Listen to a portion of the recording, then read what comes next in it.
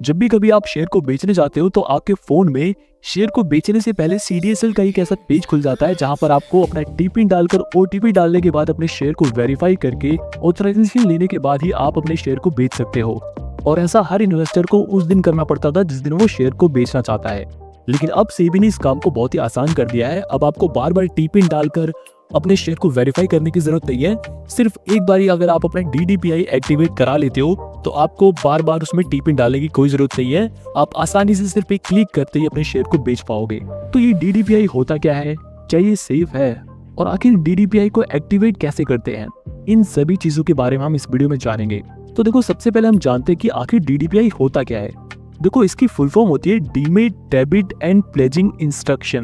इसकी full form से हमें पता चलता है कि ये एक ऐसा ऑथराइजेशन है जो इन्वेस्टर या ट्रेडर को अपने डीमेट अकाउंट से स्टॉक्स को बेचने और प्लेज करने की परमिशन देता है। तो यहाँ पर लिखा है ना, डेबिट एंड प्लेज, मतलब शेयर को बेचने के लिए और उसे प्लेज करने की परमिशन दे देता है ब्रोकर्स को। देखो, DDPI एक्टिवेट करने का मतलब है कि आप अपने ब्रोकर को ये ऑथराइजेशन दे रहे हो कि वो आपके बिहाफ पे किसी स्पेसिफिक ट्रांजैक्शन को परफॉर्म कर सकता है, जैसे कि शेयर बेचना या उसे किसी मार्जिन के पर्पस के लिए प्लेज करना। जैसे मान लो अगर मैं DDPI को एक्टिवेट कर लेता हूँ तो मैं ये ऑथराइजेशन अपने ब्रोकर को दे रहा हूँ कि भैया मेरे बिहाफ पर जब मैं चाहूँ तो तुम इस शेयर को बेच सकते हो, और जब मेरे को मार्जिन की जरूरत हो तो तुम मेरे इन शेयर्स को प्लेज भी कर सकते हो। अब पहले क्या होता था कि इन्वेस्टर को शेयर बेचने के लिए अलग अलग power of attorney document sign करने पड़ते थे अपने OTP के थ्रू, जिससे हम अपने शेयर को बेचने की पावर ऑफ अटॉर्नी ब्रोकर को दे देते थे।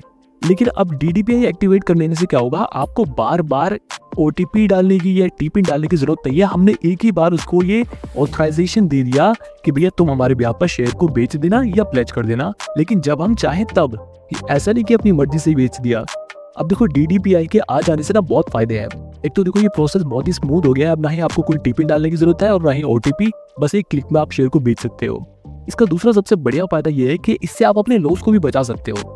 अब देखो, मान लो अगर आपने कोई GTT ऑर्डर प्लेस कर रखा है या आपने कोई इंट्राडे में पोजीशन होल्ड कर रखी है।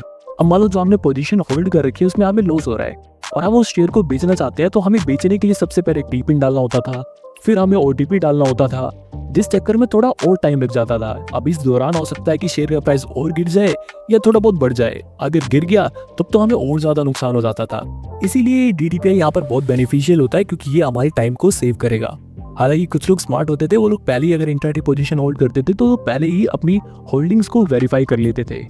और तीसरी सबसे बड़ी बात यह है कि भैया DDPI बिल्कुल सेफ ऑप्शन है। इसमें कोई भी रिस्क वाली बात नहीं है। आपकी परमिशन पे ही आपके शेयर्स को बेचा या प्लेज किया जाएगा।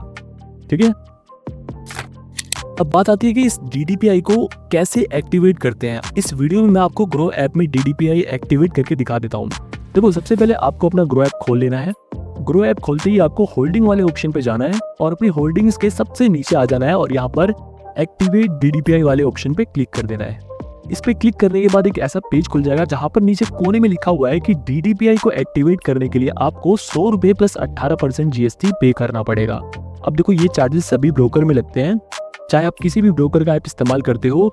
इस सर्विस को एक्टिवेट करने के लिए एक बार आपको ये 118 रुपए पे करना पड़ेगा।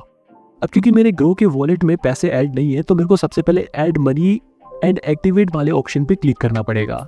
इस पे क्लिक करने के बाद मैं UPI के जरिए अपने ग्रो ऐप के अकाउंट में 118 रुपए ऐड कर लूंगा। ऐड करने के बाद मैं वापस अपना ग्रो ऐप खोलूंगा और यहाँ पर अब देखो पे एंड एक्टिवेट लिखा हुआ आएगा। इस पे क्लिक करूंगा। क्लिक करते ही मेरे पास एक ऐसा पेज खुल जाएगा जहाँ पर टर्म्स एंड कंडीशंस लिखी होंगी। इन दोनों पे ही क्लिक करने के बाद मुझे प्रोसीड कर देना है। अब यहाँ से अगर मैं चाहूँ तो इन डॉक्यूमेंट्स को पढ़ सकता हूँ और उसके बाद साइन नाउ पर क्लिक कर देना है।